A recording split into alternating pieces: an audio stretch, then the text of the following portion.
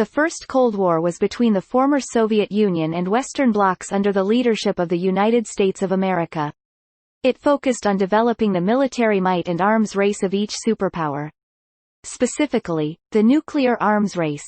The former Soviet Union hardly paid any attention to its economy and industrial growth, as well as its role as an economic and industrial world power.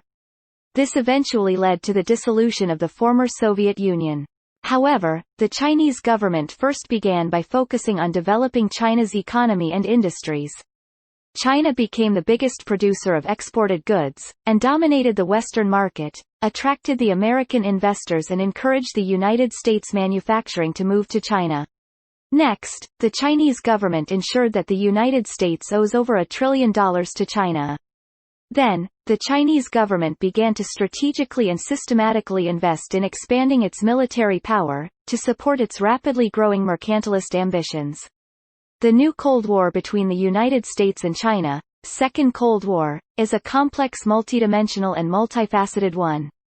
It encompasses the intense competition in the areas of the economy, industries, banking and finances, R&D, space exploration, telecommunications, arts and entertainment, media, social media and military. The military conflicts and tensions, similar to that of the First Cold War with the former Soviet Union, will be highly likely taking place through each world power's proxies. For example, during the First Cold War, Cuba was the former Soviet Union's proxy, and the Cuban Missile Crisis was the flashpoint. During this newly morphed Cold War, Iran, Syria, Lebanon, Pakistan, Yemen and Afghanistan will highly likely become the Chinese government's proxy battlegrounds. What will take place in the Middle East and Mediterranean countries in the next few months will be highly likely the pivotal point of this newly morphed Cold War. This is especially true if the arms embargo on Iran is lifted in October 2020. The First Cold War between the United States and the former Soviet Union was an ideological war that sought expression through the arms race. Furthermore, the Western and Eastern blocs were Europeans and had more or less similar cultures, and read similar literature, listened to similar music and celebrated the same New Year. The newly morphed Cold War between the United States and China is a Cold War between two different cultures. The United States is a new and progressive world superpower, and China is an ancient civilization that is re-emerging to power. It is a newly morphed Cold War between democracy and authoritarianism, and individual capitalism and free market economy versus state capitalism. The newly morphed Cold War, Second Cold War, is a complex conflict between the two world powers whose economy and finances are intertwined. Both China and the United States heavily depend on trading with each other. The Chinese government-backed firms have been actively and continuously engaged in industrial espionage and theft of intellectual property of the Americans.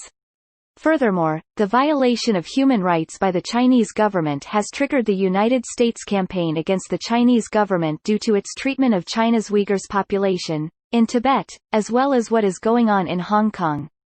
Such variables have recently entered the equation of this newly morphed Cold War. They define the ideological position of the United States when confronting the Chinese government on the moral issues human rights, freedoms and civil liberties. The United States has no other choice but to protect itself, safeguard its industrial and R&D secrets, and the intellectual property of the Americans. For this reason, the actions that the United States government ought to take to address such problems, have led to no point of return. All this has led to the rapid deterioration of the United States-China relations. It is a sound hypothesis to consider, that regardless of what administration will take over the executive branch and occupy the White House in 2021, the Second Cold War between the United States and China has already begun, and is at no point of return. The overture to the Second Cold War era's aggressive and adversarial competition between China and the United States has already begun by each side, trying to dominate the 5G network throughout the world.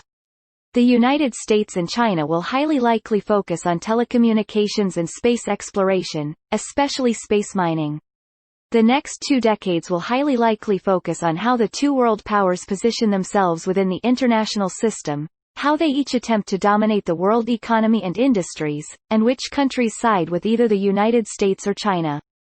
The formation of the two newly developed Eastern blocs.